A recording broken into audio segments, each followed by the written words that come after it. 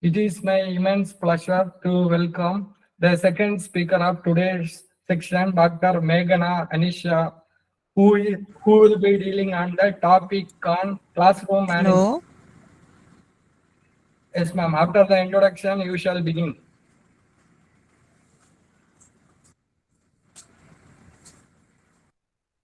Anisa ma'am, they will introduce you properly and then you will start.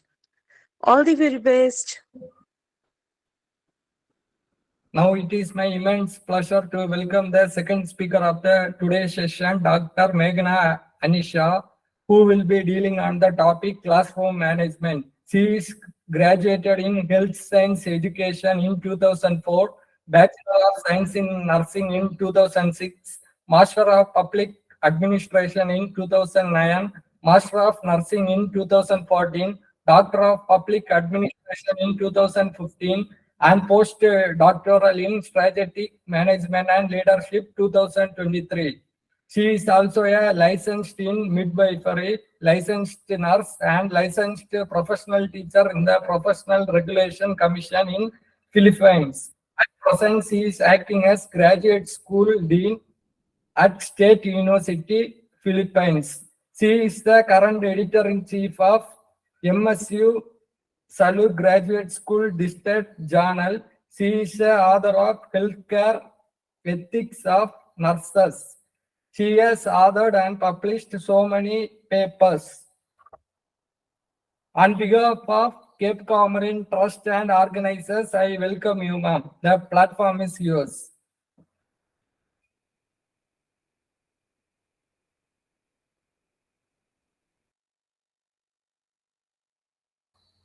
Dr. Anisha, madam, you shall start your presentation. Continue. Okay. Good afternoon, good evening, everyone. Glad to join you today here and try to motivate and try to help you starting thinking critically, because I think in the 21st century is one of the biggest advantages and challenges that usually we have in our life in order to start thinking critically and also to go and why not to discuss, to debate, and not to be afraid of sharing not only your opinion as a teacher, but also try to follow sometimes the opinion of our students too, because 21st century is another word. 21st century skills are another, and they are differing from the ones that we usually had to think that we have had or we were having while we were teaching. But with the challenges, with different kinds of just changes in our world, we try to have and to just gain new 21st century skills. Now let's go and start. And today I'm going to speak about a very important and interesting topic about the critical thinking, especially about its usage and its importance in our teaching community. Now I will share my screen and we'll start it. Just please tell me, is my screen visible for you? Yes, it is visible. Okay, as I was saying, critical thinking and also critical learning is the development of the learners. This is going to be our. And we are going to start to thinking, first of all, what is critical thinking? And is it a new skill? Is it a new challenge? Is it something that really we need in order to have in our life while teaching, while learning, etc.? But first of all, I would like to say that it's something that helps us to try to understand, appreciate reality in depth, in multi-dimensions. Because in some cases, we start with things that we think, but it's not can be critically, because critical thinking gives you an opportunity to be open, to give different kinds of just not only questions, share opinions, but at the same time, it's going to be like something that really you need in order to think, to share your opinion. And also, it doesn't just mean that if it's critically, it means that we are going just to share and to say only negative things about on the topic, on the issue, or even the answer or the feedback. Sometimes we say that if I will give negative feedback to my learner, to my student, it means that it's going to be really 100% just negative one. But no, it's not going to be like the negative one, but at the same time, it's going to be like the positive one. Because we in some cases, to persuade our learners, and our colleagues can be our friends, just to be open and to give us different kinds of ideas, and at the same time to share their ideas. Maybe they are more challenged, they are more motivated than we as a teacher. Maybe sometimes I'm not so motivated, but some great ideas of my students will really be helpful for me. And that's why it's very important one. But in order to go to pass all this way of critical thinking, we need some parts. What ingredients, let's say, we usually have in order to have to start thinking critically? First of all, it discusses the problem from different points of view. Imagine I'm talking about the global warming, and it will say it's a negative thing, it's something like this one. But let's go and try to go deeper and try to discuss, to analyze everything from different points. Sometimes in this case, I can use different methods. On my second part of lecture, I'm going to share some kind of methods that really can be really helpful for you as teachers, as educators, to be used in your lectures, during your lessons, to help your students to start thinking critically, to develop critical thinking. And in order just to have it, try to discuss it from different points. The second one is qualified attention. And it means that you are going to have deeper attention, to pay attention to more details. Just do not from on the surface, just think about, oh, this problem is this one, and I'm going I'm going to go deeper and to know more and more, because only in this case, if I'm going to have, for example, the qualified attention from this stage, I can just go to the path to the next, which needs and gives me deeper knowledge about the matter. Because in this case, I can just use not only, for example, the textbook information, I can search on the internet, find more sources. I can explore, I can go and try to read additional literature on the issue, on the problem, on the topic, and to deepen my knowledge on this sphere.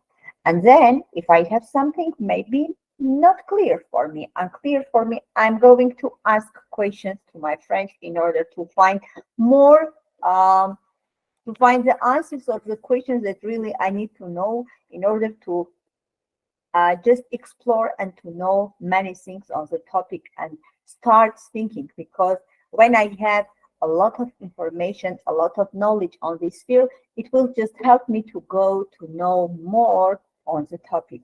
And I will, at the end of that, maybe it can be project, it can be like a portfolio, or even any kind of task that I'm going to solve.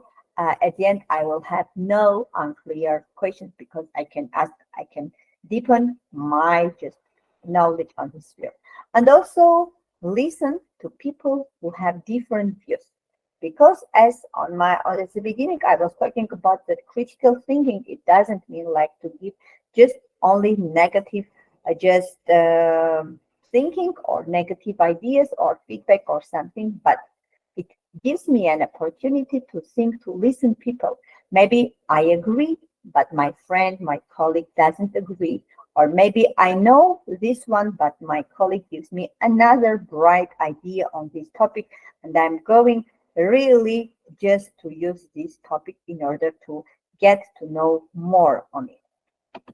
And maybe in some cases we say that critical thinking is another type of thinking. Maybe it's a 21st century thinking that helps me to know, to go deeper. But at the same time, there are some stages that really I want to know. I really want to know, and at the same time, I want to go to explore, to know more and more things on it. And from this point, I think it's very important to know some questions that really can be helpful for me to know more and how to develop critical thinking of my student.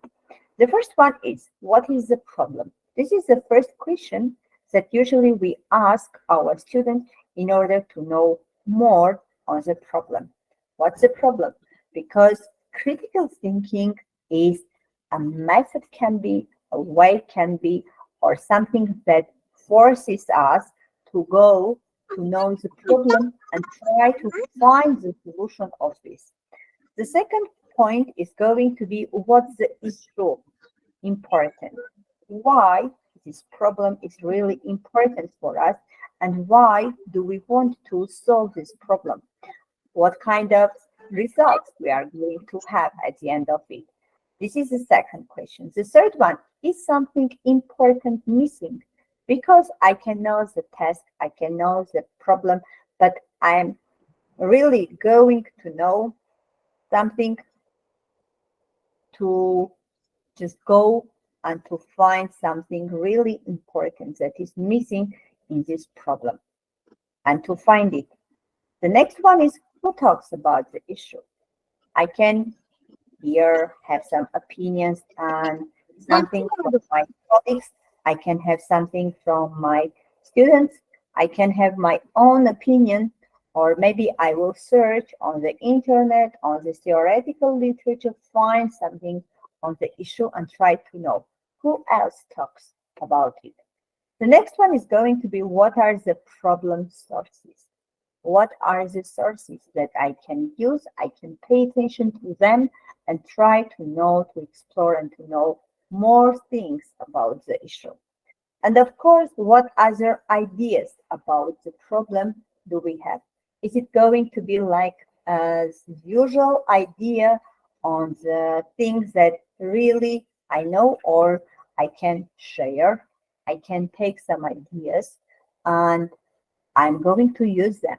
For example, I can attend to non-pedagogical seminar. Maybe it can be economical training course, but there are some kind of analyzing or statistical methods that really can be really helpful for me to use them, to know them, and also to find and adapt and transfer to my pedagogy sphere.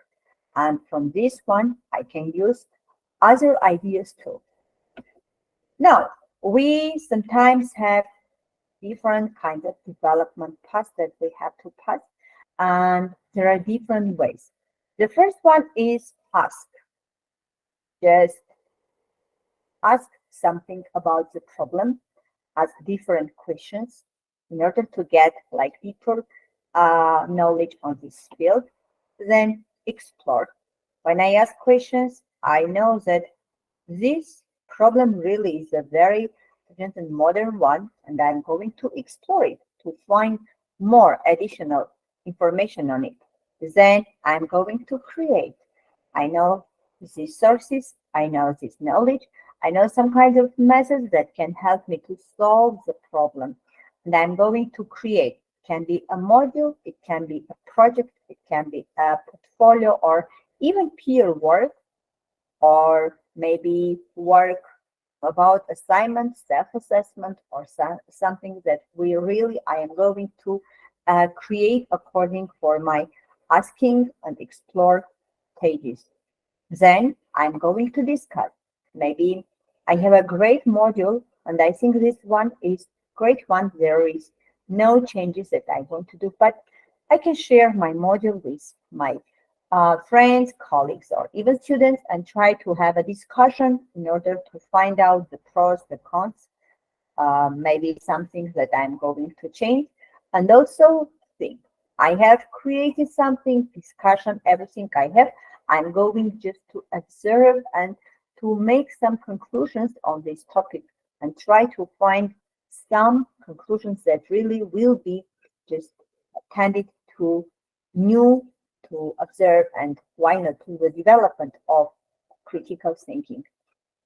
And as I have just said, I'm going also to give you some kind of strategy or method for developing critical thinking, because as you see, my lecture comes to like what is critical thinking, what parts, what can we do in order to start thinking critically, not just negatively, but positive from the positive side, because it's 21st century skills that really we need it.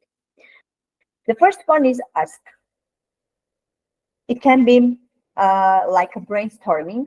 It can be like in any part of the lesson. I can start asking questions to my students, and they have many questions. Even they can ask me questions as a teacher, as students to their teacher to find out. For example, there is a period when the children are called as wise because they like to ask you many, many questions, and always just be open and ready to answer any questions they will ask you on the topic.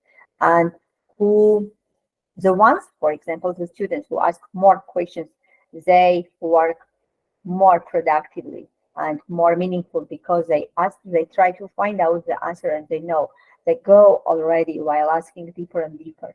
And also in some cases, we can say that active learners, they always have questions.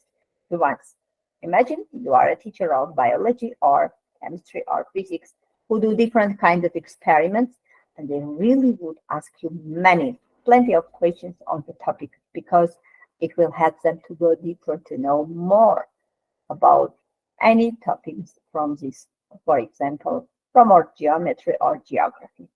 And such kind of questioning just helps him to solve the problem by developing, implementing, and evaluating action plans, because they do some kind of notes on how we, for example, do and try to solve a math task. We try to just have some kind of notes, try to find the solve, or doing some kind of sums or something, and we get the result. In this case also, it is the same one. And also, while guiding the development, we will see that they increase their independence. They are not scared or afraid of asking questions because they know when they ask, they will get the answer, and it will really help them to develop. And next time they will be never just afraid of asking questions and then getting the answers, because they know if they just ask you or give the answer for the question, it will differ from the opinion of teacher's opinion, or it won't make them harm, or just think that their answer was a negative one. No, or will be criticized by the friends or by the teacher. Or no, they will be vice versa. They will be more motivated and encouraged to go and to ask, to share their opinions. The second one is visualization, which gives you an opportunity to see the problem that they are engaged in. And also this strategy just opens thinking by using sensory information. I can see, I can do different kinds of experiments, and while doing why, for example, from this material or from this color, I can get this one. For example, what can I do? It can be like for a kindergarten or maybe primary school student, it can be like a test. How can I get orange color? And they all explore. If I mix the red one and also the yellow colors, I will get the orange one. Okay, it's something that I can see, I can just imagine visually in my mind, and which will just stimulate my imagination to speak, to write in words how I'm going to solve it. And also it can be like a powerful strategy to help your child set goals. Just visualize the steps how I am going to give. I'm going to do this project. I'm just in my just imagination. I can have all the steps that I'm going to follow to get and to solve the problem. And also a plan to achieve these goals. This is something I think, especially for primary school students, which is very important one. And the next one, which is also very interesting, the mapping.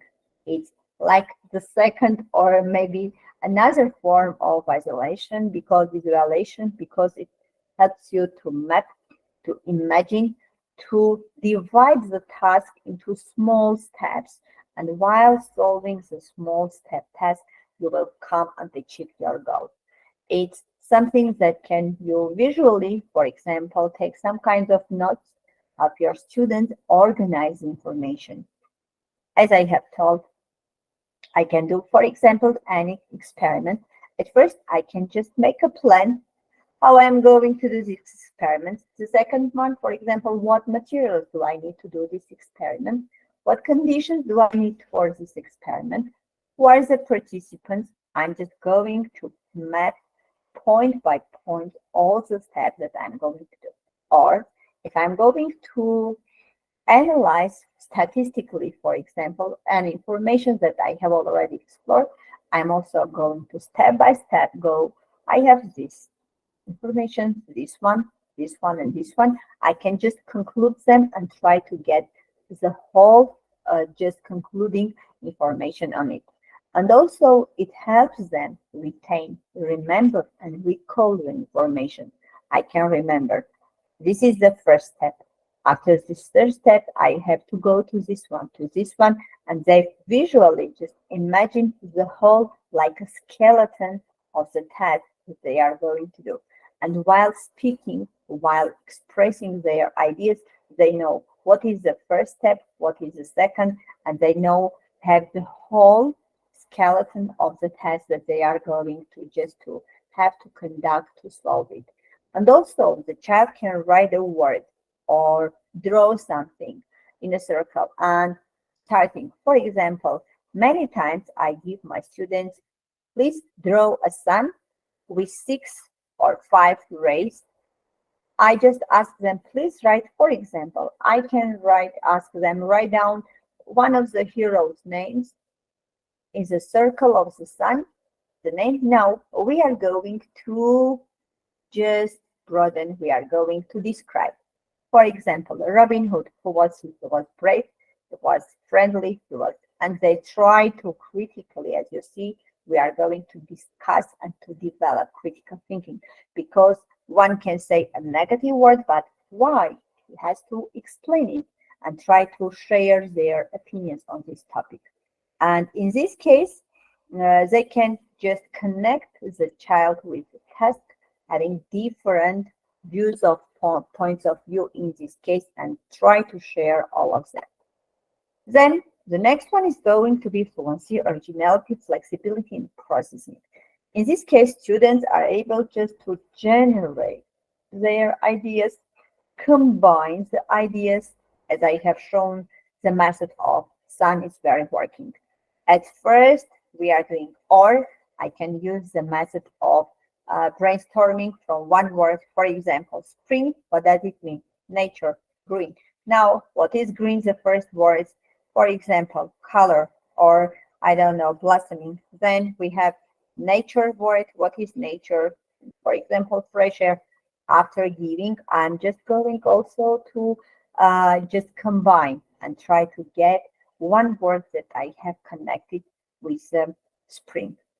And also it gives them to develop their ideas, be inventive and creative, because the first ideas that comes to their mind, they are trying expressing without any fear that they will fail or not. Even sometimes they can just express wrong words, but it's okay.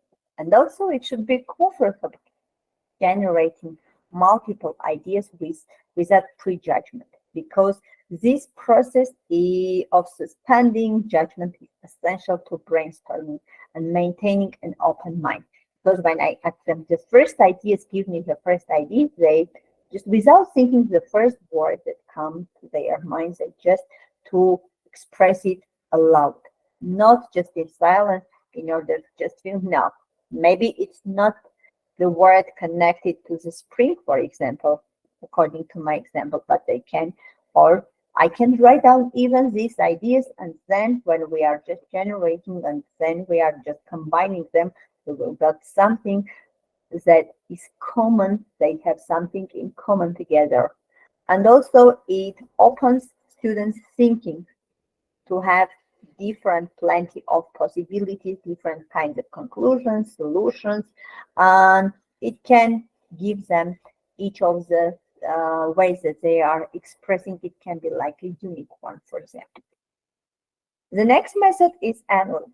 It makes connections at some kind of level, and it gives an opportunity to give and get more information related to the material. And I can give, for example, I can start learning or reading an information or about spring beforehand, watching a cartoon, watching or discussing, describing a picture. Maybe I will have something to some kind of discussions. It can be a poem and everything, just concluding and analyzing. I can give them, please, can you write an essay about spring?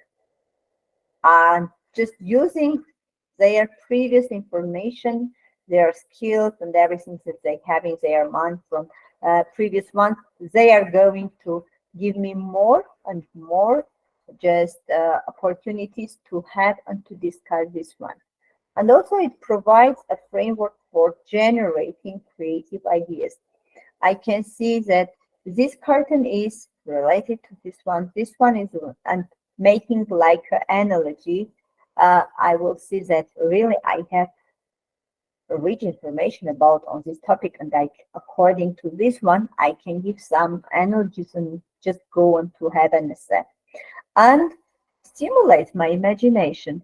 I can have lots of information on the topic and ask them, can you express or can you draw what you feel? And according again to the information I have already had in my mind, I have already listened, seen, etc., I can just try to express on the paper my feelings, what I just understand while saying that this is spring, which one, or this one. And it really is very, very helpful. And also connect things.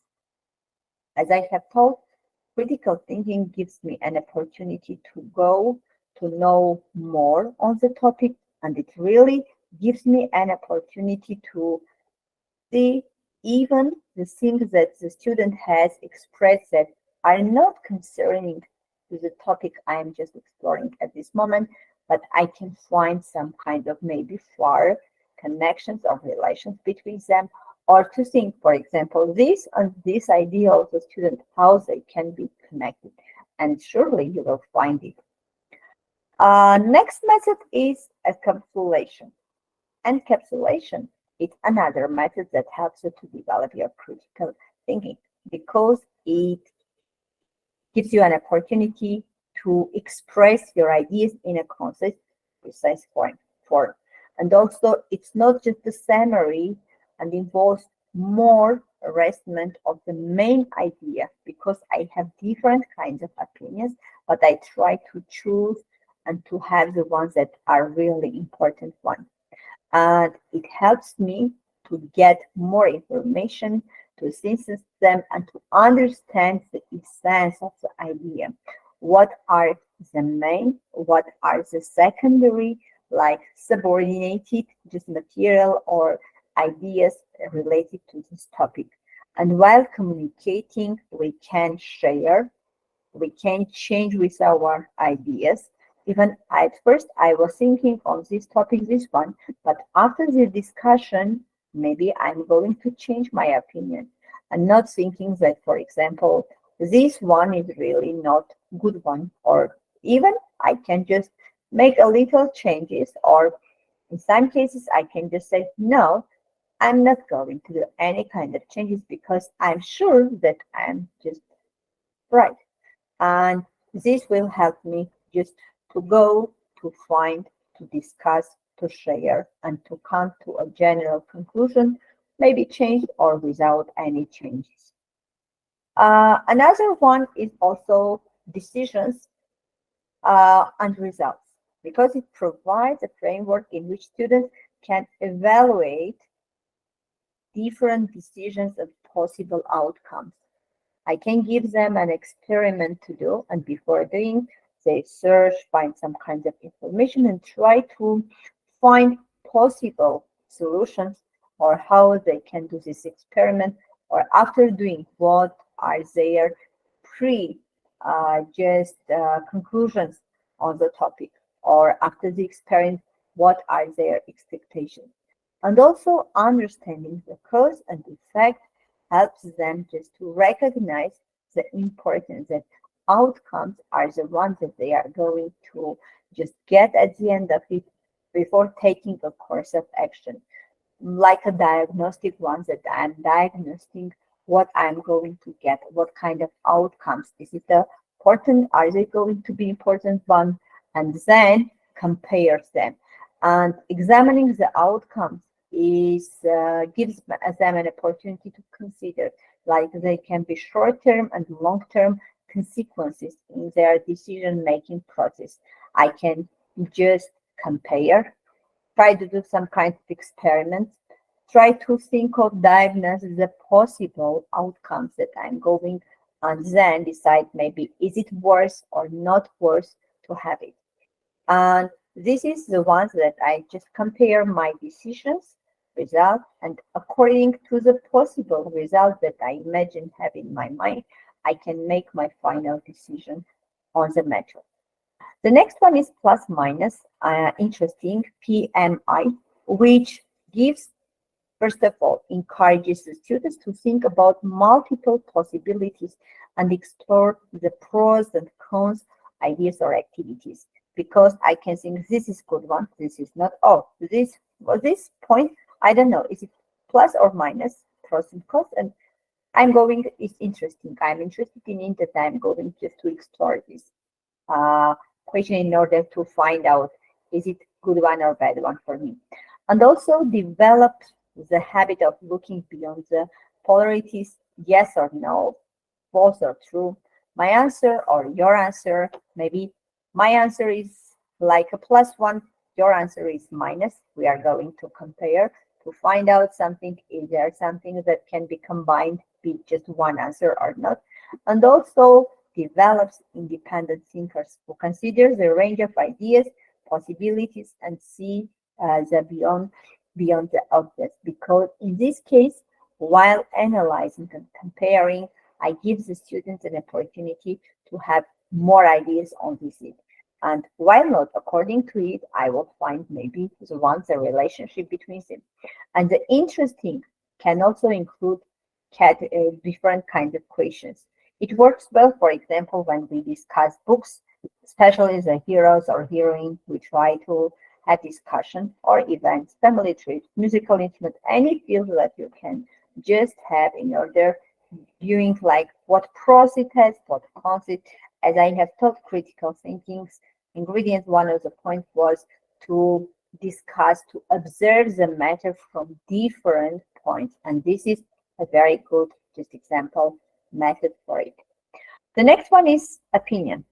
It's like examining an issue from multiple angles, which provides students with a good model for open-minded speaking. And also it gives the students to share their opinions, different opinions on the same topic, and allows you to explore from different angles in order just to have different views and expand their thinking, and shows that an idea needs to be explored from multiple perspectives before forming an opinion. And everyone has an opinion and has a right to share their opinion on this. And it's important that children are comfortable without no fear or without any kind of barrier. They can just share their ideas and learn, listen, and at the same time take and learn something from others. The next method is concentration on the quantity.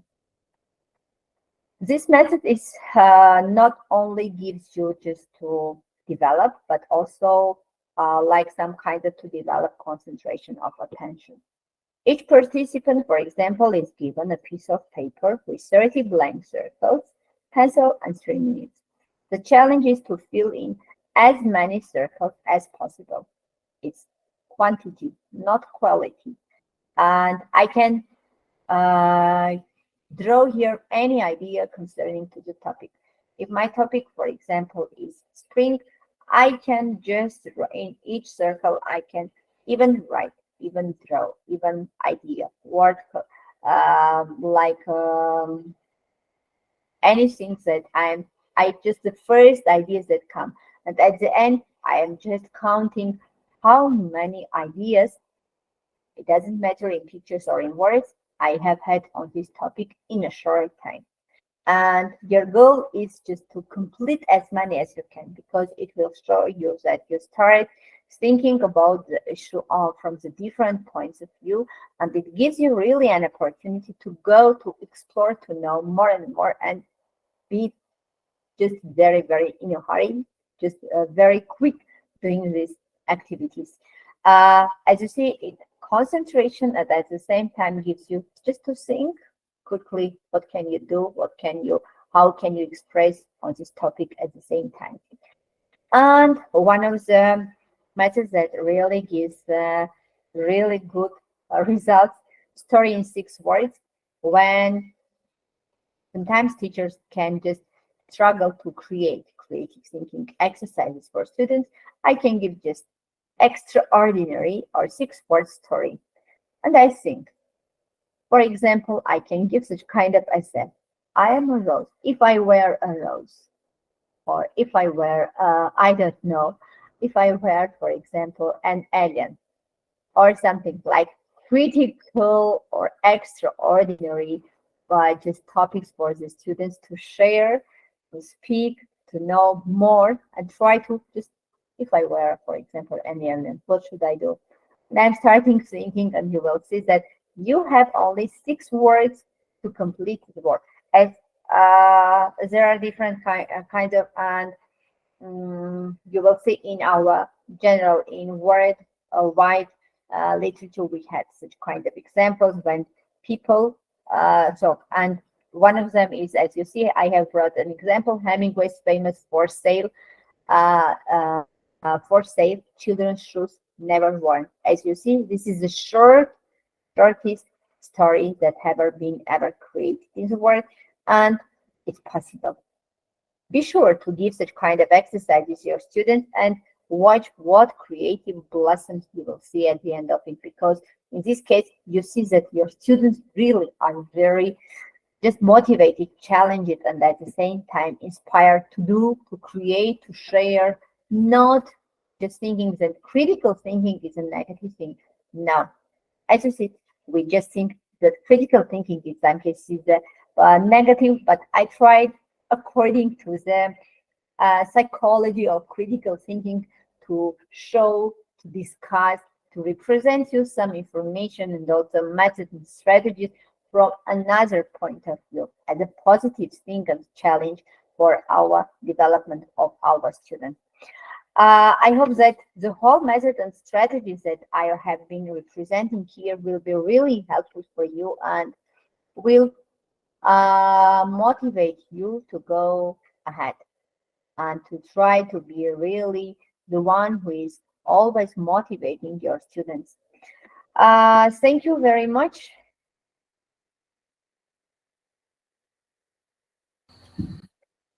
Thank you, madam, for this wonderful session. The platform is now open for the audience. You can share your views. If you have any doubt, you can clarify it. Good afternoon.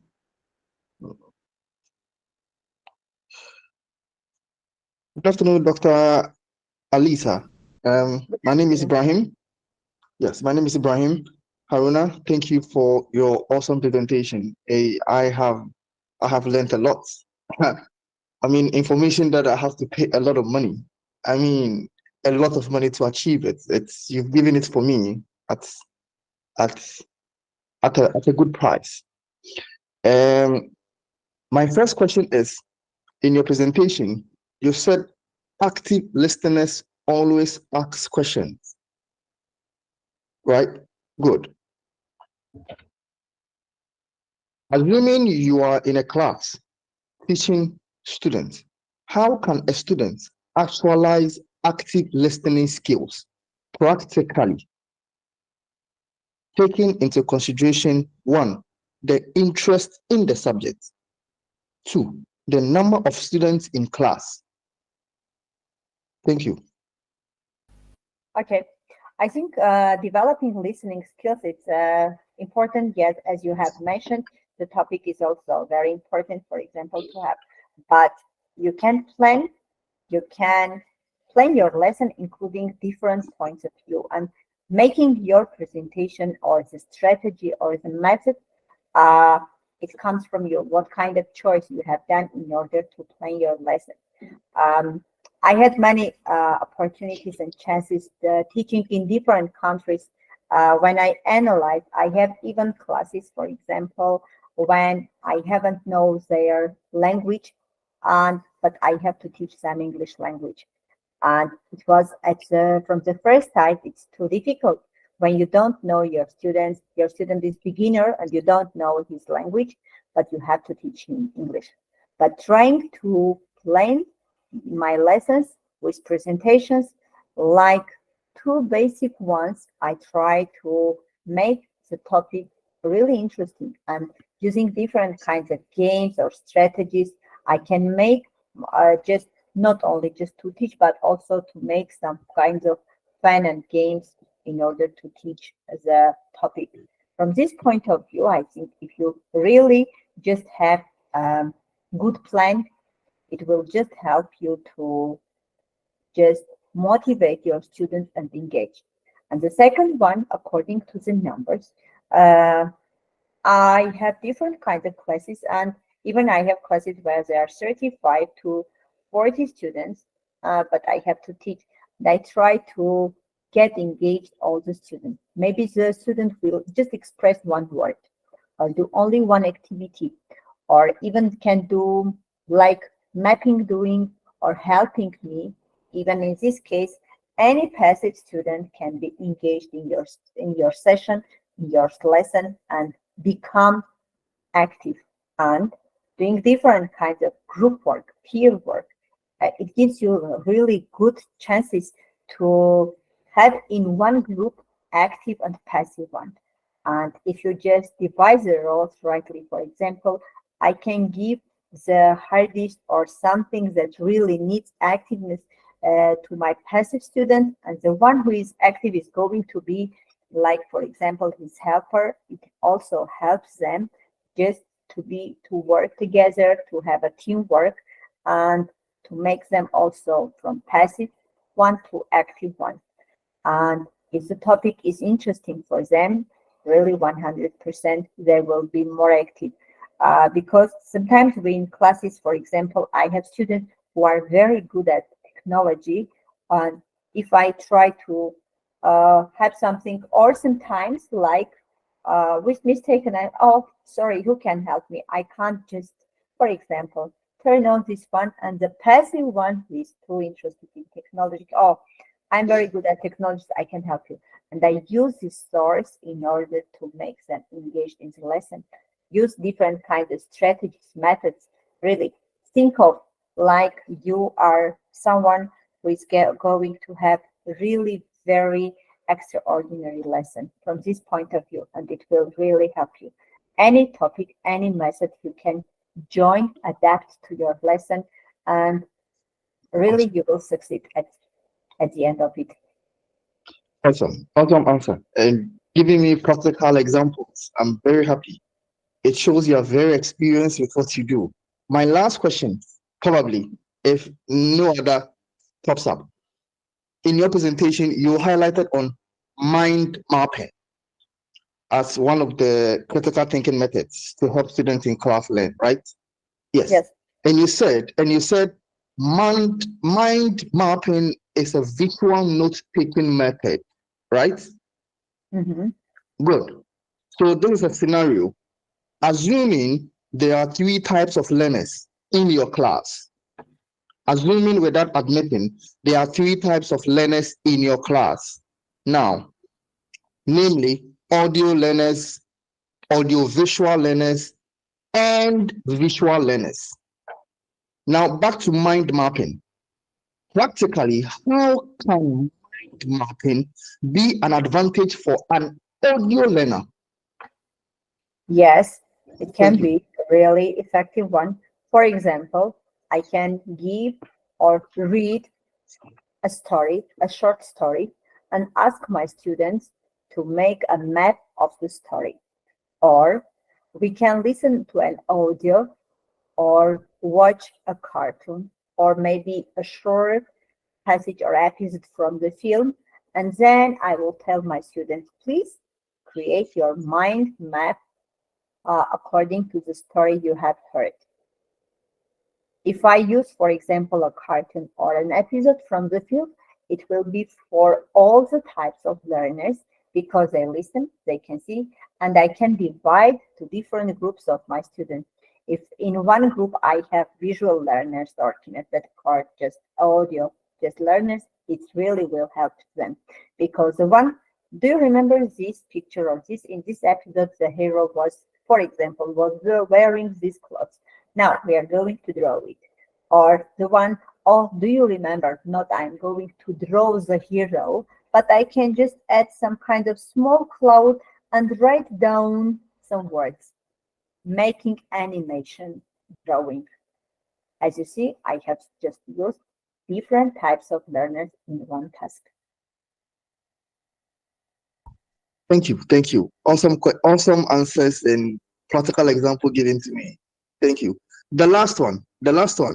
Looking at your presentation, mind mapping, encapsulation, interesting, into brackets, PMI, opinion, would you suggest that encapsulation would be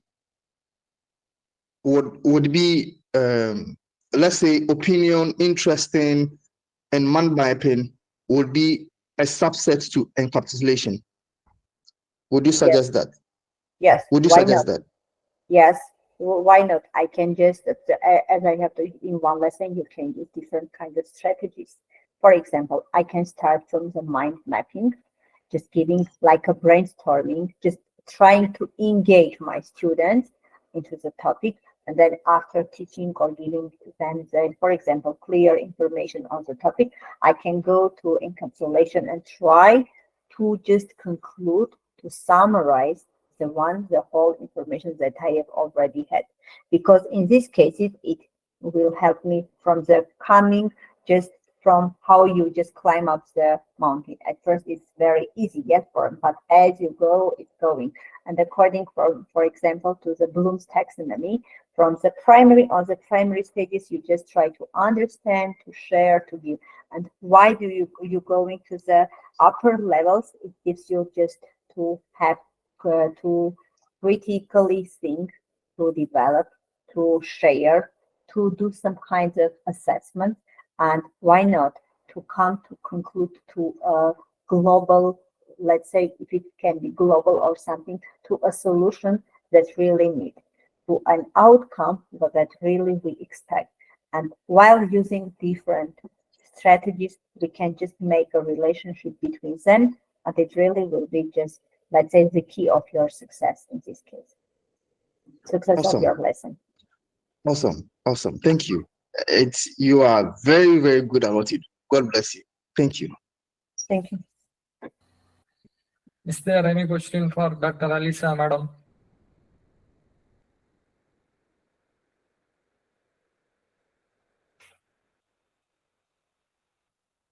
Thank you, Dr. Alisa, madam, for sharing your precious time with us. First of all, it's an immense pleasure to welcome our second speaker of today's session, Dr.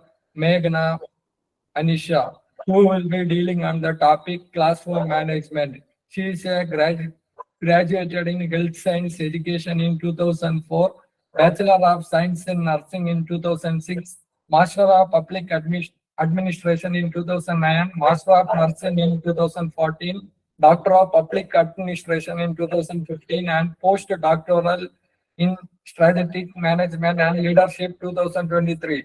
She is also a licensed in midwifery, licensed nurse, and licensed professional teacher in the Professional Regulation Commission of Philippines. At present, she is acting as Graduate School Dean of State University, Philippines. She is the editor-in-chief of MSU Sulu Graduate School, biggest journal. She is author of the Healthcare Ethics for Nurses book. Once again, I welcome you, ma'am. The platform is yours. Okay. Thank you for the wonderful introduction, Doctor. My topic is about classroom management. And before I will start, may I introduce myself? I'm Dr. Magna Anisa A. Hayudini, Director for Internationalization and Graduate School Dean of Mindanao State University, Sulu in the Philippines. So, I'm grateful and honored to be part of this lecture, international lecture. Uh, Okay, so I'll be discussing about classroom management. So since in 2006 I started working as a faculty in the College of Nursing, and up to this time I'm still a faculty of the College of Nursing, and at the same time in the graduate school and in the public administration courses. I actually met different types and different behaviors of students. So particularly, especially if there are students who are with unnecessary behaviors inside the classroom. So what I usually do is, of course, I always manage properly inside the classroom. So what does classroom management means? So it is actually the process that teachers use to ensure the classroom lessons run smoothly without disruptive behavior from students compromising the delivery of instruction. Because if there is good instruction, then of course definitely the student will learn a lot from us. So if there is a disruptive behavior inside the classroom, it would really distract your class. So what we're going to do is, of course, to manage it. So in order to of course properly teach our students as much as possible, we have to control and of course monitor any behavior that may have inside the classroom. So it is also the action that teachers take to establish and sustain an environment that fosters students' academic achievements as well as social, emotional, and moral growth. Because as you teach inside the classroom, you really have to see to it that your students are not just as students sitting there. You have to think that your students are considered as your children or your younger sisters or younger brothers inside the classroom. So you need to teach them as much as possible. So you have to teach them in accordance to, of course, to teach them properly and tell them that these are the things that you should not do inside the class and these are the things that you should do in the class. So there must be a guidelines to be followed inside the class, and of course for the students to sustain the environment which really or the culture of a certain class. So in that way the students may be able to, of course, academically achieve whatever they want to do in their studies, or for example, especially in social, emotional, and moral growth. So in other words, or to make it short, that a teacher is actually a or a guidance counselor inside the classroom. So we really have to make sure that we guide our students to do good inside the classroom, to behave properly in the classroom, so that they can also understand whatever the teachers are talking or discussing inside the classroom. So in that way, it may affect or impact to their academic achievement in the class. So why classroom management is important? Of course, this is always, as a teacher, it is always important for us to know what is really classroom management all about. So actually, the benefits of this is actually effective classroom management extends to the academic related outcomes. So whatever management that you have inside the class is actually relatable to the outcome, academic outcome of your students.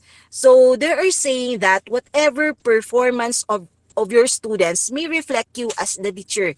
If you taught them the right way, or if you taught them the good way, or the proper way, is of course it reflects you as their teacher. So whatever things that you teach them inside the classroom would also be they will also copy that. So in other words, that it actually whatever the outcomes that the student are doing, or the reflection of what they are acting or doing inside the classroom, is actually what we do as an effective teacher inside the classroom.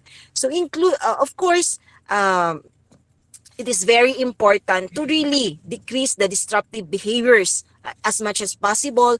We have to limit it, or avoid students who have these disruptive behaviors or bad behaviors inside the classroom, because it would not just distract you as the teacher, but it also distract other individuals or other students or their classmates in the classroom. So it might disturb others also. So um and you have to increase academic learning and engagement as much as possible, because it allows the student to learn more, to explore more, and at the same time to engage within the class. Because when you are inside the classroom, it is not just you are going to teach your students, but however, you are also going to allow them to participate in the class, or of course, give them the engagement to be part of the class participation, or class discussion. So as for them to, of course, they will going to feel that they are part of the class, and they are family. So in that way, they will be encouraged to do more good things inside the class, and as much as possible they will be avoiding such misbehavior inside the classroom. So it also create a positive learning environment, especially if, for example, there is a proper classroom management. Because if there is a positive learning environment, then everything will go smoothly. The students are learning, they will going to develop their skills and knowledge, and of course they can have a good attitude, which is very important. And what is also a good thing is it prevents unnecessary behaviors inside the class, and of course set expectations for the students' behavior. So as a teacher, I always whenever I start my class, I always tell my students to, of course, these are the rules, the do's and don'ts inside the classroom. These are the guidelines that needed to be followed and implemented in the classroom, so that the students may be aware, or they will be aware of what are the things not to be done, and the things that are to be followed inside the classroom. So classroom management can also make it easier to teach effectively and efficiently. Of course, because once you are, if you're properly okay as a teacher inside the classroom, then you can be an effective and of course an efficient teacher to your students, because you are creating good management inside the classroom, and as it can help reduce the amount of time spent dealing with the stressful behavior. So instead of punishing your students or taking much time on controlling their attitude or motivating them, so at least if there is already a classroom management done or implemented inside the classroom, then we can already prevent such misbehavior, and we can of course reduce the time to be spent inside the classroom while you are teaching. Okay, so there are many things that there are many ways in order for us to determine such misbehavior or disruptive behaviors inside the classroom. So students with disruptive behaviors sometimes may have like they do shouting, they scream inside the classroom. So I'm so happy and blessed that during my time since 2006, when I started teaching as a volunteer teacher and now as a regular teacher already, I did not manage a student who shouted at the classroom, because perhaps if they will do that, of course I will have to talk to them in a right way, in a polite way, and at the same time I will going to let them know that that thing or that behavior is actually not permissible, and not not permissible, and of course need to be sanctioned inside the classroom. So however, in some cases that there are students who will going to shout inside the classroom, this is very a difficult situation wherein you really have to make the student calm, and of course your attitude as a teacher, you have to be calm, and by talking to them, by telling them not to shout. But these are actually an example of disruptive behaviors. So there are also instances wherein students use foul language, wherein they tend to use vulgar words which are not intended for public use, and perhaps it's not in a classroom environment that they acquire, but of course from we don't know where they got that unnecessary words. But as much as possible, there must be a limitations of such using vulgar words inside the classroom. So what we are going to do as a teacher is, of course, advise them to always be calm, always be polite inside the classroom, and not to use foul language which can be disruptive to the other students or other classmates that they have. So another disruptive behaviors that the student might have is, of course, sleeping in the class. So as a teacher, it would be really destructive for you seeing a student sleeping in the class. So what are you going to do? Of course, it does not also it is not also permissible for us to wake them away, because it's part of their especially in children, it's part of their growing. So what we're going to do is, before everything that happens, we have to advise all the students, if possible, before coming to school, they are well rested at home. So they make sure that they have 6 to 8 hours sleep at night, and advise them to do such. So we have at the same time is we need to talk to them in a right way, that sleeping is not actually permissible inside the class. So if possible, when they got home, they have to take rest, so that for on the next day that they will going to attend classes, then they will not be sleeping inside the classroom. So another one is, it is also destructive as for us teachers when our students are talking on the phone, where in fact we are very serious with our lecture, with our discussion inside the classroom, and yet there are still students who talk in the phone. So in our case, especially in our institution, we are very particular with students who are using phone, and we advise the students to actually avoid using phones inside the classroom. And it is part of our mandate and rules and regulations in our student manual that they have to minimize or not to use phone inside the classroom. But if it's intended for research material, not on talking to someone or chit-chatting during classroom, then of course they are allowed for researching or research period time. So another one is cheating in the examination. It would be awkward for us teachers to see students who are cheating with their classmates, and it hurts us because we feel that we are not giving them giving them an effective teaching, because they tend to cheat from their classmates while on exam, where in fact we wanted them to learn on their own, to learn the things that they have to inside the classroom. So as much as possible, when we see cheating in the classroom, then we really have to caught them right away and act upon it, and tell them that cheating is actually bad, and if there is a necessary sanction to be imposed to the students, then we have to do it. But however, in a proper manner. So another one is coming to class late, because it would be unfair for others that they are coming to school on time, coming to school before class will start.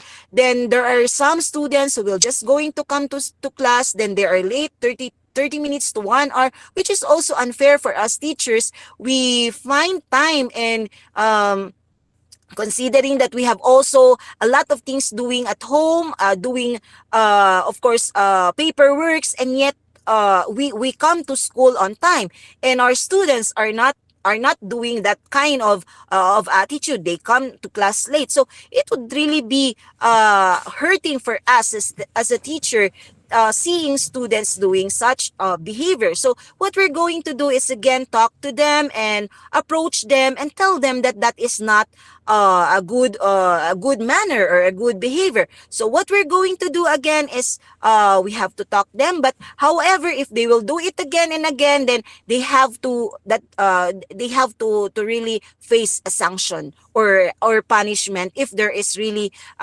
such rules and regulation in of course in doing it. So what to do with this behavior? So as much as possible, students having those kind of disruptive behaviors, so as a teacher, you must be a psychologist at the same time, although you're not a psychologist by profession. But sometimes you really have to learn how to motivate yourselves, and of course to improve your senses in order to of course understand every individual inside the classroom. Because remember that inside the classroom, it's not only you who can understand what you're doing. All the students inside the classroom, or all of you inside the classroom, are considered universal, or you have all your diverse perception or understanding towards everything. So what we're going to do is, of course, to always stay calm and of course focus on what we are doing. So if there are things that make this disrupt or distract our way of teaching, then we really have to stay calm, and at the same time we have to be focused at all times in our discussion or teaching. But however, in that case that there are really students who are really that kind of with an unavoidable behavior, then we really have to talk to them.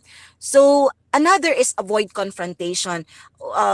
In that way, because you don't have to confront them in front of the classmates, because it might get them hurt, and you might not you might be expecting that they will going to talk back or to answer you back, or for some cases they will do violent reaction. So that is very that is not actually favorable to the teacher, that the students will be fighting them just because of being confronted. So what we're going to do is, of course, to avoid confrontation, but merely just talk in a right manner. So at the same time, if possible, we have to call their attention, and of course we have to call their attention and speak with the student as much as possible in a private session, or in a private conversation. Because it is okay if you can share all your ideas, and at the same time you allow the student to really speak what is inside their heart, so that you will going to understand what makes them disruptive inside the classroom, and what makes them doing those things where in fact it is not actually accepted inside the classroom. So another one is, of course, we have to express concern for behavior and set an appropriate limits, because we have to always know the fact that there are some students who have perhaps they are depressed of something, or perhaps they are dealing with such behaviors that we don't understand or we don't know. So what we're going to do is to let the student express whatever what they feel all about, and what makes them doing those things which are not accepted inside the classroom. And of course, there are limitations and boundaries of students between faculty members or teachers, because remember, students are like our children, and they have to follow our rules and regulations inside the classroom. So they have to respect and be obedient to us, because we are their second parents inside the classroom. And at the same time, since there are guidelines being taught to them during the first day of classes, they are being oriented about the things to be done, then of course they have to follow it. And they have the teacher has to set boundaries and limitations towards it. And then there are actually styles of classroom management. There are actually four. First is authoritarian, authoritative, permissive, indulgence. So authoritarian, this is actually basically a style where the teacher has complete control over the classroom. So for example, there is a very strict enforcement. So we're in the teacher will going to really enforce such strict behavior or strict compliance of the duties and responsibilities of, as a teacher to their students, because if they will not going to do it, then the students might just not follow the rules or being implemented, supposedly implemented inside the classroom. So the authoritative styles of the classroom management is actually it includes high control and high involvement of the faculty member or the teacher to their students in order for the students to cooperate and participate in every actions or every activities inside the classroom. With that, the students will be able to, of course,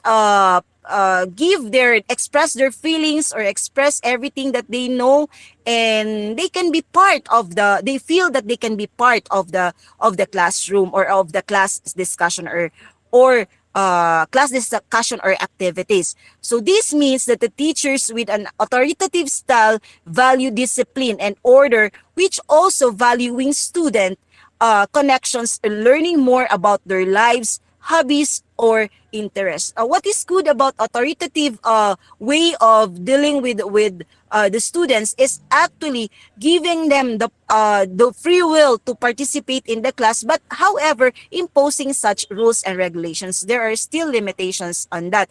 So sometimes in this case, we as the teachers considers consequences. So for example, as a teacher, we have to allow students to participate, but there are limitations on that.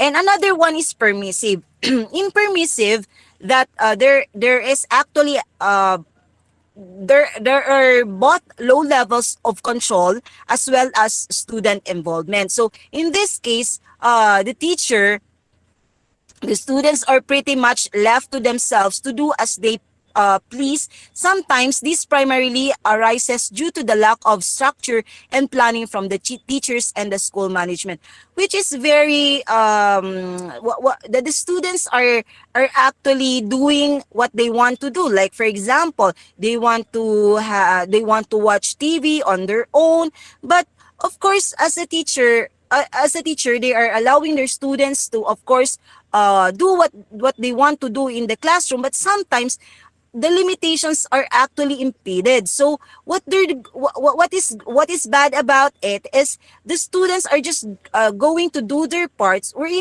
in fact they are actually going beyond limitations or boundaries of course all activities inside the classroom. So another one is indulgence. In the indulgence, it actually involves high level of involvement of teachers, but however, there is a low level of control. So what is good about this is, as a teacher or as a faculty, he or she will going to advise his students to do things and that, and he imposes implementation such guidelines. But however, there are things that she or he cannot control anymore the students. So like for example, during benchmarking, although it can be beneficial to the students, or doing field trip like that, engaging with other students. So therefore in that case, that the students are able to enjoy their life, to enjoy their educational trip or doing benchmarking, but the limitations there of the teacher is they cannot anymore implement such strictness to their students because of the of course privileges of the students to be part of the activity. So sometimes there are actually these are styles in classroom management, but need to be controlled and monitored. Not necessarily all these four must come together. There must be a time wherein we can apply authoritarian, we can apply authoritative, we can apply permissive, and we can apply indulgence. It's up to us, for as long as we have the limitations as a teacher or as a faculty. So there are techniques of teachers inside the classroom. So these techniques includes you have to let the students establish guidelines. So for example, next slide please. Okay, so these techniques are actually very important for us teachers, especially when we let our students help establish guidelines. So during the orientation and at the same time, during on the first day of classes, we usually tell our students that these are things not to be done and to be done inside the classroom. And we usually top them, especially we allow them to elect their classmates to be the officers inside the classroom. In that way, those officers can be part of establishing guidelines. So those officers will be able to, of course, determine what are also guidelines that need to be addressed by the certain administration or faculty. Because not all the time, of course, there's also a time wherein students also have the right to speak on their own, and of course to have their own rights also. So in that way, if you're able to allow the students to establish guidelines, then they feel that they are not alone, and they are being heard, especially if they want to they want to, of course, tell whatever they want to tell what is in their heart, and they can speak. Of course, they can share their grievances, for an instance. So in that way, allowing them that they are part of the institution and of the classroom. So again and again, always avoid punishing inside the classroom, because that is not a good impact to the students' academic growth, because it might you might be getting them into worse sometimes if the students are not really into accepting hatreds or accepting shameful thing inside the classroom. They might harm themselves, or they might even act violently towards you. So we really have to avoid punishing in the class. So as much as possible, we have to be calm. Then another one is always encourage initiative, because students are also, although they are considered as students, but perhaps they are very unique in their own way. They can provide us more ideas and more challenging activities inside the classroom. So encourage them to initiate everything that they do, so as long as there is limitation. Then offer praise, always appreciate them, always recognize their effective contribution inside the classroom, because it is a very important way of motivating students is actually to offer praises to them. Then there is what we call model ideal behavior, which is, in the model ideal behavior, is this is actually when a teacher is actually telling the students that there are things that are good to be done inside the classroom, like you have to share, you have to be kind, you have to be respectful, especially to elders like us, your teachers, or your of course administrators or staff, or anyone working inside the institution. You have to respect them. And of course, giving praise are all ways to teach students to behave inside the classroom. So okay, so as much as possible that we really have to tell the students to always what do you call that, always give them the uh, that is praise, not praise, that is a typographical error. You have to praise them. You have to tell them that they are okay. You have to recognize them. You have to appreciate all their efforts and of course contribution, especially inside the classroom and the activities that have been done inside the classroom. So traditionally, of course, these are classroom management that we usually do. So like focuses on planning and organizing the classroom. Then of course, we have to teach rules and routines. We have to inform students of the consequences of breaking the rules. So first is of course, we have to focus on planning. So as a teacher, we really have to let the students we have to let the students, of course, focus on the plans that they have to do. And as you as the teacher is, before you go to school, make it sure that you have already a plans. So it's not necessarily an on the spot activity, but of course before entering to the classroom, make it sure there is already a general and specific objectives that you are planning already in your mind. And you have to organize the classroom as well, because if it is very effective way and efficient way to have a classroom management if your class is actually organized. Then teaching rules and routines. So of course there are guidelines that need to be followed, and there are actually routines that need to be implemented every now and then. So like for example, traditionally you have to teach them, you have to let them participate inside the classroom, you have to of course provide activities, role play, and etc. in order for them to grow academically, and of course be motivated in their school or in their studies. Then another one is you have to inform the students of the consequences of breaking the rules. So again and again, every first day of the classes, every start of the classes, you really have to inform your students to that there are really guidelines and the do's and don'ts inside the classroom. So if ever they will going to break that, of course there are sanctions to be followed or to be implemented to them. So as much as possible, they are aware that if they are going to do such bad thing inside the classroom, then there is a consequences that they have to face. So, but however, there is an indication of good classroom management. In good classroom management, we have to, of course, build strong relationship with your students.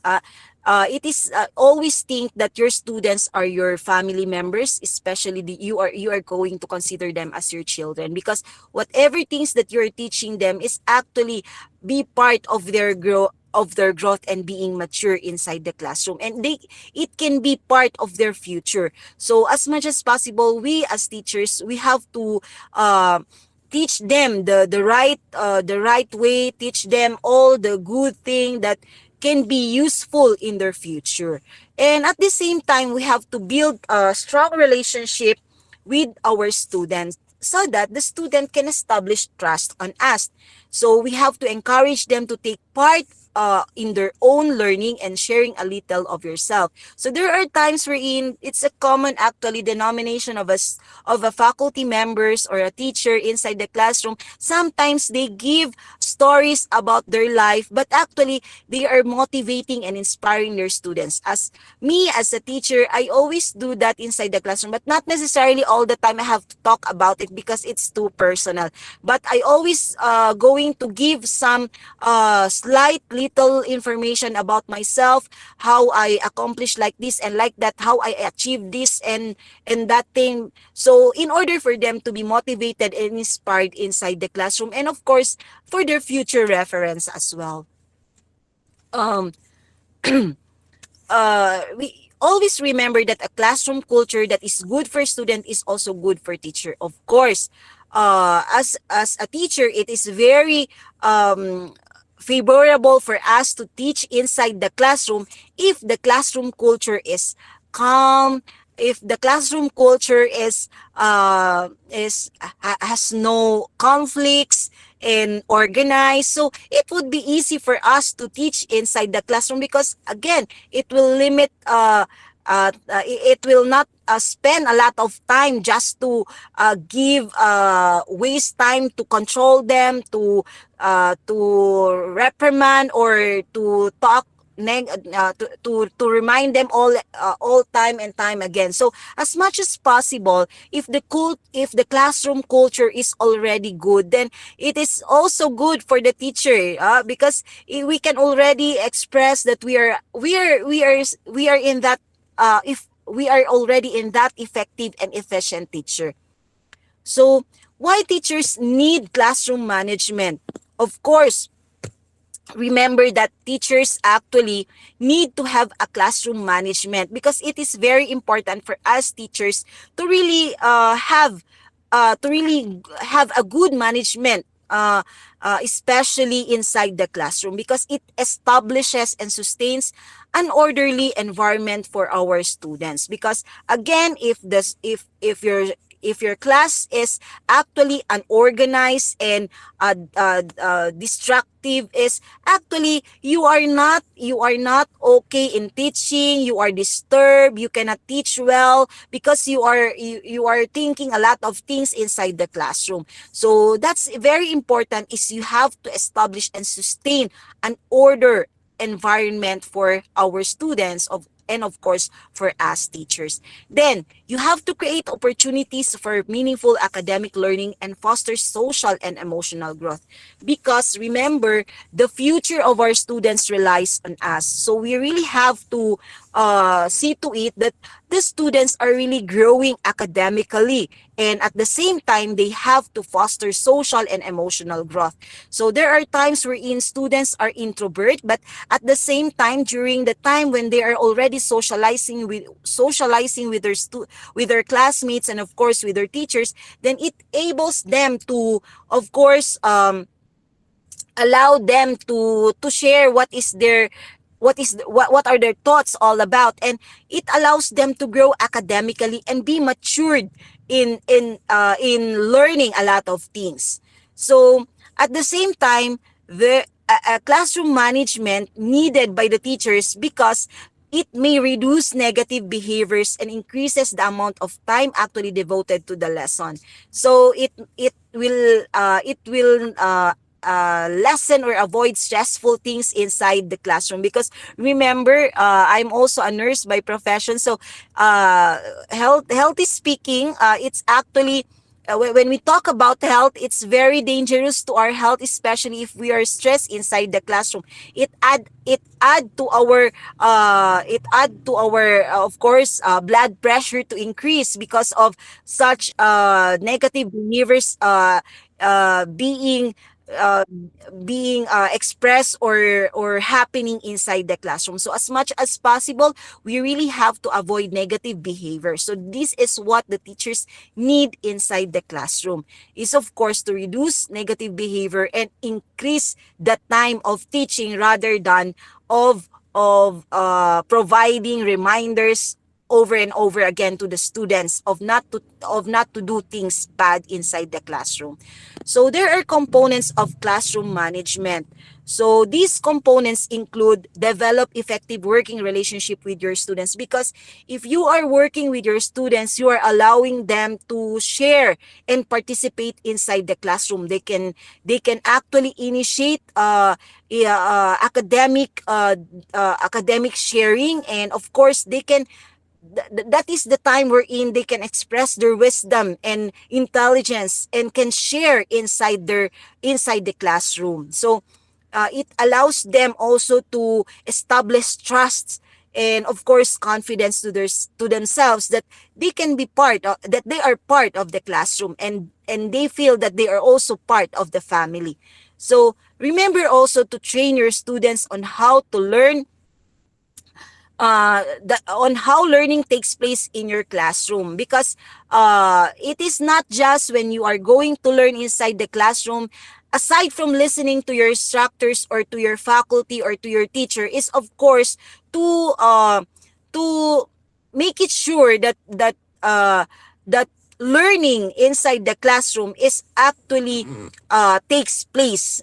Not that your students are may feel boring, may not understand your teaching methods or your or what you're teaching. So as much as possible, train them how to learn,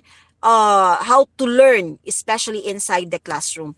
So remember, protect and leverage your time as much as possible. Of course, not necessarily everything will be given to them, because there are also time wherein we have to manage another things like institutional service or other services that we need to have in our institution. So as much as possible, whatever time given to us for them to learn, then you have to occupy that or maximize that.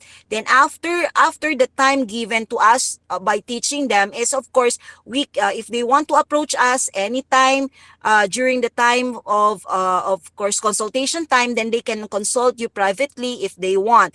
And as a teacher also, kindly be welcoming to your students, especially when they wanted to approach you, because there are times wherein students are afraid or ashamed of talking to you while classmates are around. So if there are times that the students are comfortable approaching you when you are when it is in a private place.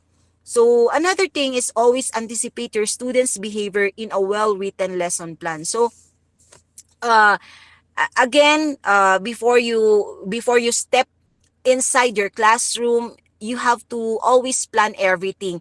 So part of your plan is, of course, you have to anticipate students' behavior. So we have already mentioned a while ago the disruptive behaviors that the student might be in doing inside the classroom. So you have to anticipate those things and remember what to do and what to act or to respond when there are things might come to worse or might be, of course, if there are disruptive behaviors that might disturb you. So establish behavior standards. Always remember that the students have to be reminded all over again. Again, they are considered as your children. So whatever you are teaching to your children, you have to teach them also, because you are the second parents inside the classroom or in the institution. So they need also to be guided, and of course, they need to know what is really the standard of a good behavior inside the classroom. So there are 3 C's in the classroom that we need to remind ourselves is actually to have a connection, consistency, and compassion. So what do you mean by connection? So connection is the combination of dedication, opportunities, commitment, shared goals between the student, the teacher, the school, the organization they are working, in the community at large, and even beyond into the society and governmental that have to work together to promote positive change. So it is very important for us teachers and students to have a good connection or a good communication skills. So as much as possible, do not close your doors only yourself. So you are open to your students and to all the people inside the classroom or in the institution. So in order for us to have a positive environment or a good environment inside the classroom, because if there are no connection, there is no sense of having a good classroom management, because how can you able to create understanding and learning towards your student if, for example, there are no connection between you and them? You're just talking inside. I remember before we have I have seen one faculty before when she was teaching in front of the class, and then yet no one is listening. So what's the connection there? So as much as possible, you have to really see to it that your students are learning and are listening to what you are discussing inside the classroom, and let them participate inside the classroom so that the connection will be established inside the classroom. And then consistency. Always remember that it relates to a steady unchanging follow through on the routines, policies, procedures, and consequences you have established. So for example, during the orientation period or first day of classes, you have imposed such guidelines. It must be consistent all over in the semester or the whole year time. Because if there will be an inconsistency of the rules and regulations, they might say to you that, oh, she will not going to follow that anyway. So we will just going to do it again and again. So as much as possible, there must be a consistency of the guidelines and every activities inside the classroom. So last C is actually the compassion. You really have the compassion to teach your students. This is what you are really doing all about. You love your work. You love what you're doing. You have to be kind, you have to be patient and understanding, and you have to be sincere of what you're really doing inside the classroom. So students see the classroom as a place of belonging, and that they feel that they are family inside the classroom and not an enemy, where their thoughts and feelings truly matter, because whatever they share inside the classroom, they will feel that they are actually accepted inside the classroom. So they will be better equipped to solve their own problems. Let them initiate what things to do, and of course how to solve problems on their own. So if they cannot do it on their own, then that's the time you can help them, but you have to assist them only, not to really do the part, because they cannot grow, of course, if they are dependent on you. So let them stand independently and of course solve problems on their own way, or through their initiative, or of course so that they can develop their solving skills process. So feelings truly matter. They will be better equipped to solve their own problems as well as to lend a helping hand to those in need. Because again, we as teachers, I believe that there are times wherein students come to us and share their feelings, share their whatever emotions that they have. Actually, as a teacher, we are really doing in all aspects. We are also a shock observer of some students.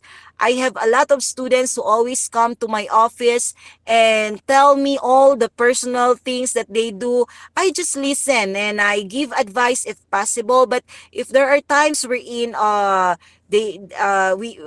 they need not to be given the advice, then I will just going to listen to them and tap their shoulders and say, it's all right, you can make it, you can do it. And that's there are actually people around the world who are facing a lot of problems, and yet they're still okay. So you can be like them also. So why classroom management effective in teaching? So of course, it directly affects your students' ability to learn, your ability to teach. So again, classroom management is actually effective in your teaching process, because it directly affect the students' ability to learn and understand inside the classroom. So if, for example, you're not an effective teacher, you can really see the students' behavior, that they are still disruptive despite of the advices and of course lessons or discussions or reminders inside the classroom. Then that's not anymore an effective teacher. But however, if you can be an effective teacher once you make an impact to your students, because further it impacts a teacher's ability to be effective and actually enjoy teaching. Again, aside from, of course, this is your passion, this is your love, dedication, is you really have to feel that teaching is actually sharing ideas and of course learning to develop yourself to become mature teacher and mature professionals. Because remember, the hope of the children is actually in our hands. So we really have to teach them what to do things and what are the things to be done in order for them to become a good person in the future.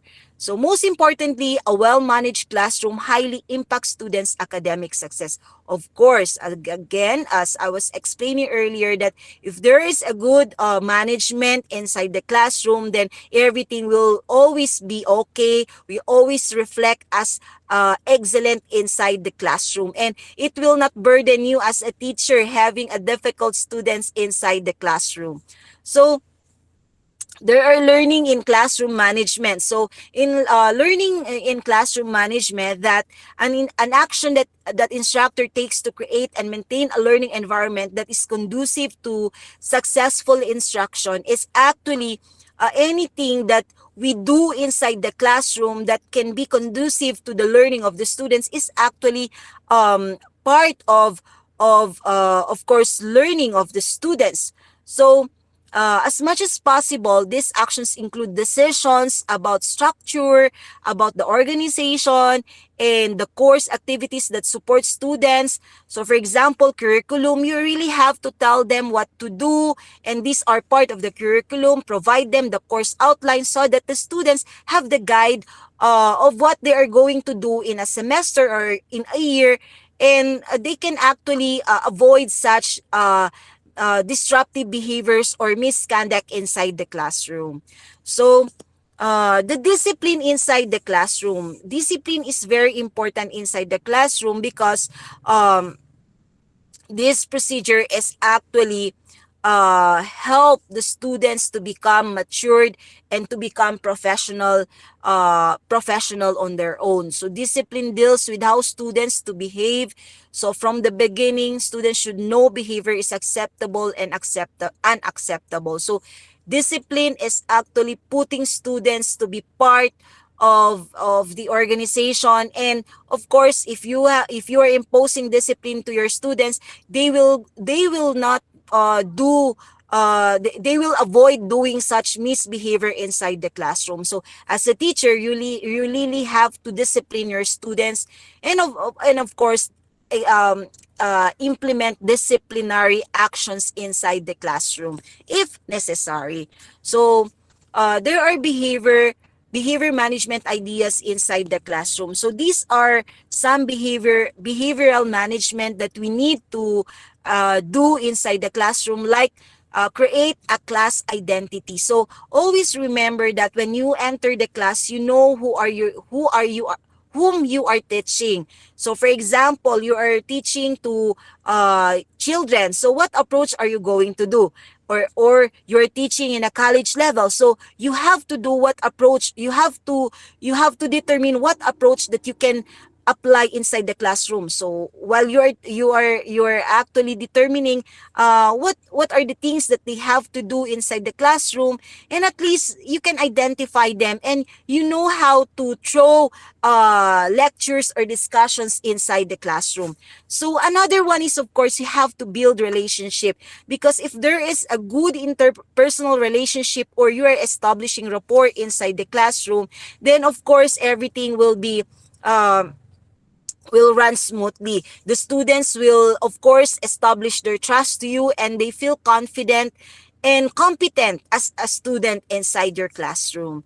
So you have also to collaborate class rules. Always implement, always tell your students that there are rules and regulations to be imposed inside the classroom. So routines, this is actually particular to what we are doing inside the classroom, what we should do, and what we should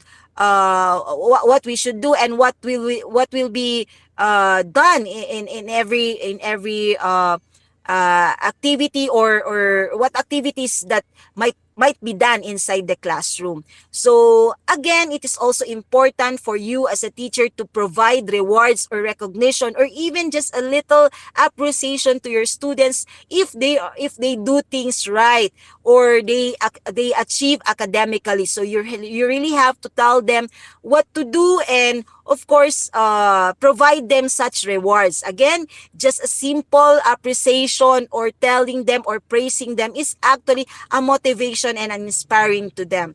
So quiet and quick correction. So if there are things that you caught caught negatively on the students, then automatically you have to act upon it, and silently you have to impose or implement such sanction if necessary. So if possible, you have to be calm and approach them automatically, but not in public, of course. Then always tell them that they are doing good things inside the classroom. Always tell them if you are going to do things and that we will going to appreciate you. Or if, for example, the students are doing things right, then you have to praise them. You have to tell them that they are doing things right, and they are actually a good role model to their classmates, so that the classmates also will going to follow what are the good deeds that they are doing inside the classroom. And of course, be calm, be firm, and always consistent as a teacher inside the classroom. So there are actually keys to successful classroom management. So these keys actually is you have to build a community inside the classroom. Again, do not feel that your students are your students, but feel them as your family members or part of the community. And you have to motivate them and be responsible and know what are the school safety needed in of course in inside the classroom. And it is also essential to establish an atmosphere that supports learning for all students, because again, if the environment of the school or environment of if there is a good environment inside the classroom, then you can provide a good impact to your students' learning and academic performance. So how to improve positive classroom environment? So in order for us to have a positive classroom environment, we have to build positive relationship towards your students. You have to arrange physical environment. So organize everything inside the classroom. It should not be topsy-turvy or unorganized, because if things are actually unorganized, then everything is actually everything will actually mismanaged inside the classroom. So if possible, everything must be arranged or must be organized inside the classroom. Then set high academic expectations as much as possible. Always tell your students that they have to do their best in order to actually level up themselves academically.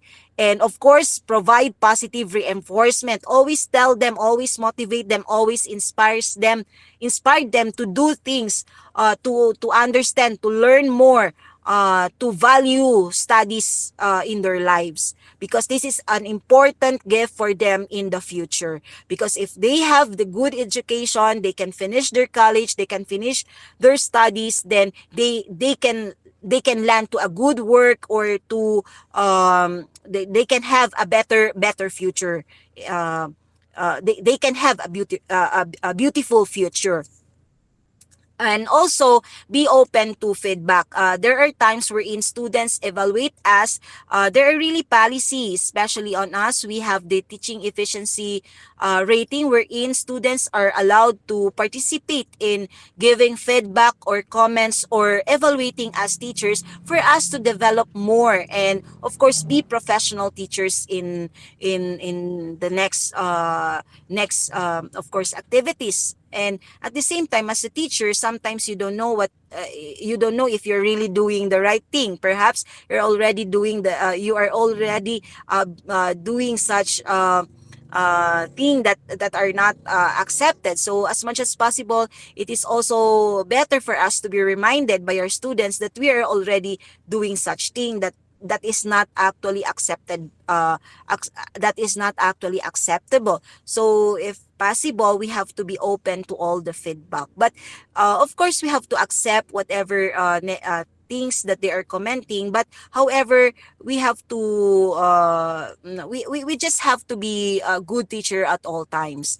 And encourage collaboration. Tell the student to participate inside the classroom to interact with the teachers, because that is part of their growing academic performance inside the classroom. Then use current curriculum and teaching methods, because nowadays, every now and then, there is always an improvement and review, and of course a change in the curriculum. So we really have to implement what are the trends and what are the current curriculum and of course teaching methods that we are trying to implement. So in our institution, we are following the CHED, which is the Commission on Higher Education department, wherein they impose such rules and regulations, and it must be followed by the HEIs or higher education institutions like us. So aside from that, is always be there for them, because remember, it is also important that the students feel that they are home, and once they are inside the classroom, they feel secured with you as their teacher, as their second parents inside the classroom. So how to be efficient and effective inside the classroom? You have to establish clear expectations. Tell the students that these are the things to be taught inside the classroom. So if it will find them boring, then tell them that this is part of the discussion. Or if they find it difficult for them, then tell them to study hard, because that is part of the class or learning. Then create an organized place to learn. And not necessarily when there are things wherein in the four-walled corner of the classroom may not be learned outside. So as much as possible, tell the students that it is also okay to explore outside the classroom, like going for benchmarking or doing educational tour, so that they will also learn and explore things that are not being taught inside the classroom. Then plan each lesson with your students in mind. So if possible, tell them to express their feelings, and to tell them to and encourage them to share what are really in their thoughts, and what they want to be, what they want to learn in the future activities inside the classroom. So at the same time, find opportunities to advance and improve your practice. So as a teacher also, do not just place yourself in a status quo. You have to explore everything. Nowadays, it's already a world trend wherein you have to really explore internationally, or explore and do such faculty development, like going to trainings, attending seminars, webinars, accepting or enrolling to masteral, doctoral degrees, postdoctoral, because remember, continuous learning is actually a good process on us, because as a teacher, you have to learn every day, every second actually in your life. You are learning, because that is actually your passion, is to teach. So as much as possible, you have to teach all the good things that you know, and that you acquired, and of course that you know. Always okay, then communicate clearly and regularly. So it is advisable for you as teacher, you have to communicate clearly inside the classroom. Tell them that these are your lecture, that this is that there is a good communication skills inside the classroom. And of course, if possible, regularly always have a contact with them, so that your students may feel that they are a part of your class, and they are not being left behind.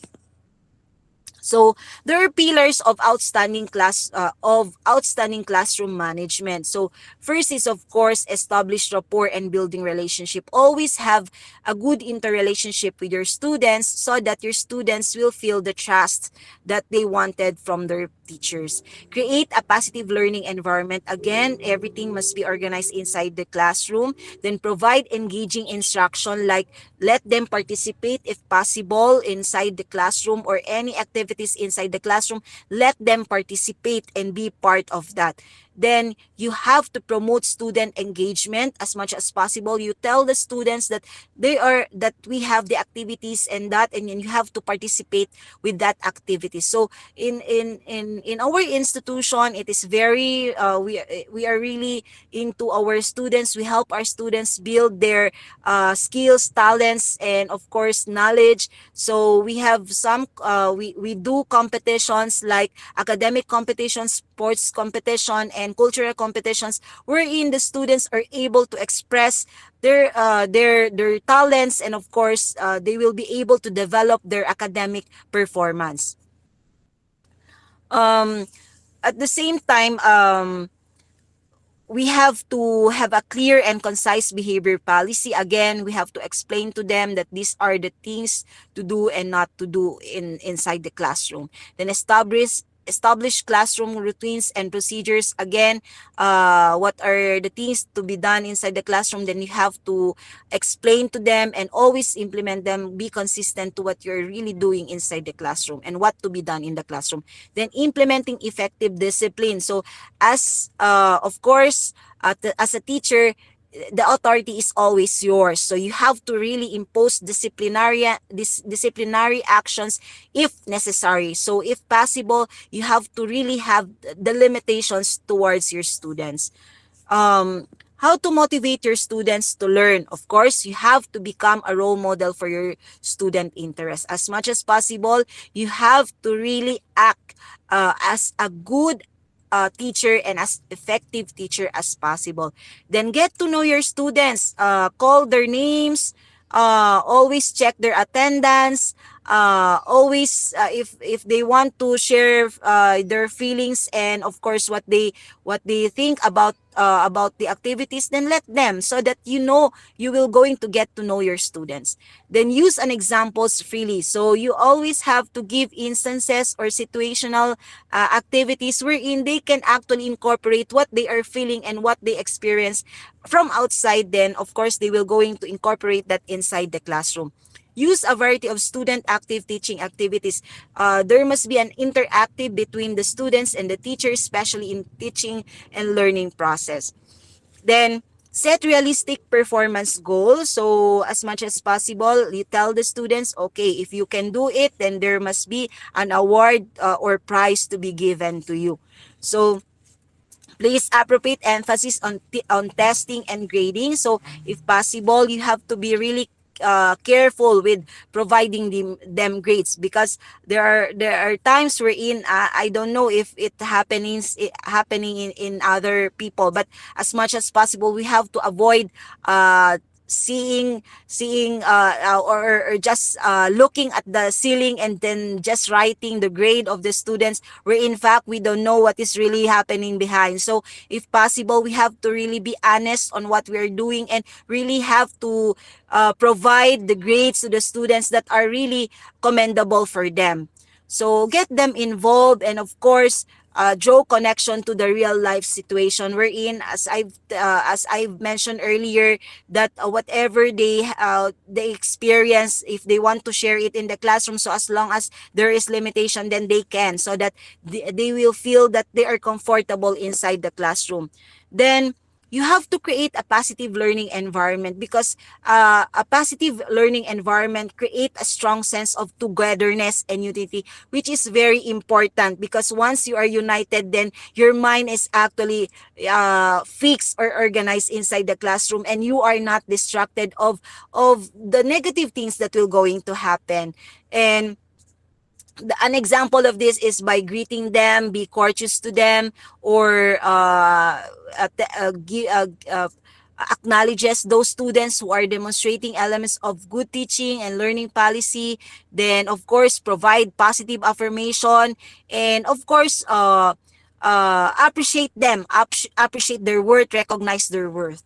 Then classroom management theories, there are actually three, which is assertive, psychoanalytic, and choice theory. So assertive discipline theory, it actually believes that the teachers need to take control of the classroom. It states that teachers have the right to teach students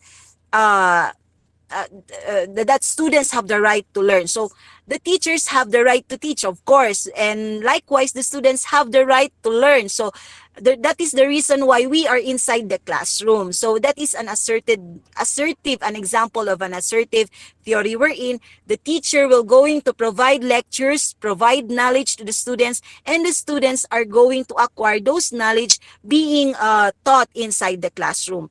Then psychoanalytic theory is actually focused on unconscious thoughts of students, not the behaviors. So for example, it's a way of a cognitive approach wherein you are allowing your students to, of course, express their talents, their strengths. So for example, they are inclined in singing, then you have to tell them that they can sing, or they are inclined in dancing, then you can tell them that they can dance. So you have to focus on their unconscious thoughts in order, not the behavior, because if you're going to deal with their behavior, then they might not be open to you. So for choice theory by Dr. William Glaser, that accordingly, part of the humanist approach by allowing opportunities for students to take an active role in their learning. So this may allow the students to, of course, do their part, whether they will going to actively accept the learning of coming from their teachers or not. So it's their choice whether, of course, it's their choice whether the teacher will going to provide them, and at the same time, the role of the students on learning. So as much as possible, the choice theory is, it's the choice whether the students would like to understand you or not. But as much as possible, always encourage them so that their choice is to learn from you as a teacher. So remember that classroom management is not all about teaching in the classroom, but also acquiring good relationship with the students. And that is true.